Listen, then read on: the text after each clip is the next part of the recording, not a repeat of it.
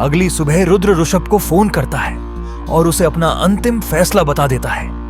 वह D pharma company को खरीदने के लिए तैयार है।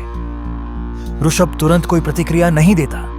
वह एक बार फिर रुद्र से पुष्टि करता है कि क्या वह सच में इस कंपनी को खरीदने के लिए पूरी तरह तैयार है या नहीं।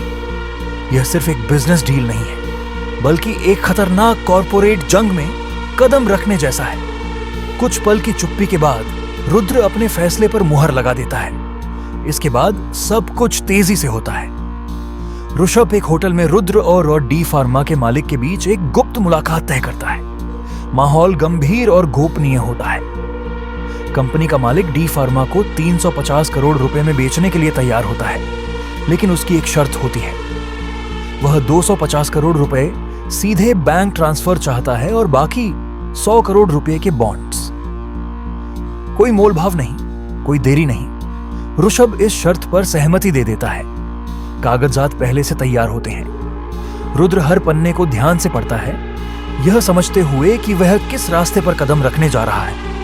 पूरी गंभीरता और आत्मविश्वास के साथ वह दस्तावेजों पर हस्ताक्षर कर देता है। उसी पल से सब कुछ बदल जाता है। रुद्र सिंघानिया अब डी फार्मा का नया मालिक बन चुका होता है। अगले ही दिन खबर आग की तरह फैल जाती है। टीवी चैनल, अखबार, सोशल मीडिया, हर जगह सिर्फ एक ही सवाल गूंजता है, रुद्र सिंघानिया कौन है? मीडिया उसे एक युवा चेहरा, एक रहस्यमयी बिजनेसमैन और डी फार्मा का नया चेयरमैन बताती है। एक्सपर्ट्स उसके अचानक उभार पर चर्चा करते हैं। कंपनी के कर्मचारी आपस में बातें करने लगते हैं कि अब यह बर्बाद हो चुकी कंपनी को वह कैसे संभालेगा। कंपनी के अंदर संदेह का माहौल है।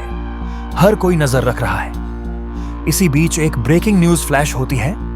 डी फार्मा के चेयरमैन श्री रुद्र सिंघानिया के अधीन अब सरकार के 3 बड़े प्रोजेक्ट्स होंगे। अब रुद्र नजरअंदाज नहीं किया जा सकता। वह पूरी तरह सबकी निगाहों में आ चुका है। उधर मुंबई में दीप्ति और ध्वनि अपनी जांच को आगे बढ़ाती हैं। वे केदार के स्कूल जाती हैं ताकि यह समझ सकें कि वह ताकत, पैसा और दुश्मनों से पहले कैसा इंसान था। स्कूल के रिकॉर्ड और पुरानी जानकारियां बताती हैं कि केदार एक तेज और मेहनती छात्र था। मिडिल क्लास बैकग्राउंड से होने के कारण उसने जिंदगी में काफी संघर्ष किया। पढ़ाई पूरी करने के बाद केदार ने एक कंपनी में एग्जीक्यूटिव के रूप में काम शुरू किया। कड़ी मेहनत और सपनों के दम पर उसने आगे चलकर अपना खुद का स्टार्टअप खड़ा किया, जो सरकारी टेंडर और कंस्ट्रक्शन बिजनेस से जुड़ा था। केदार ने अपने जीवन के प्यार आकांक्षा से शादी की। आकांक्षा के पिता ने केदार के स्टार्टअप के शुरुआती दिनों में उसका साथ दिया और उसे सरकार से कुछ छोटे प्रोजेक्ट्स दिलवाए। धीरे धीरे केदार का बिजनेस बढ़ता चला गया। कई साल तक सब कुछ ठीक चलता रहा। फिर एक दिन उसकी जिंदगी में रंजीत और आकाश आए। वे केदार के बिजनेस पार्टनर बन गए और केदार की मौत के बाद वही रंजीत और आकाश थे जिन्होंने पूरे साम्राज्य पर कब्जा कर लिया। यह जानकारी सब कुछ बदल देती है। दीप्ति की नजर में अब तस्वीर साफ है।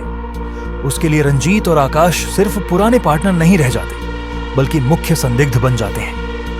केदार की हत्या में उनके शामिल होने की संभावना को अब नजरअंदाज नहीं किया जा सकता। ध्वनि हालांकि जल्दबाजी में कोई निष्कर्ष नहीं निकालना चाहती।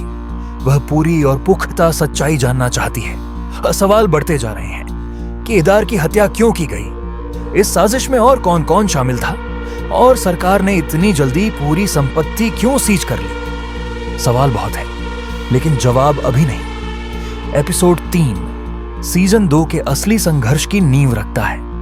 डी फार्मा को खरीदकर रुद्र उसी कॉर्पोरेट जंग में उतर जाता है जिसे उसके पिता ने कभी अकेले लड़ा था। अनजाने में ही वह उसी खतरनाक रास्ते पर चल पड़ता है। दूसरी ओर दीप्ति और ध्वनि केदार के अतीत की परतें खोलते हुए रंजीत और आकाश तक पहुंच जाती हैं। रुद्र का उभार और जांच की सच्चाई जैसे जैसे करीब आती है। यह एपिसोड सीजन 2 के केंद्रीय टकराव को मजबूती से स्थापित करता है। ताकत बनाम सच्चाई, महत्वाकांक्षा बनाम न्याय, और एक बेटे का वही रास्ता चुनना जहां से उसका पिता कभी लौट नहीं पाया।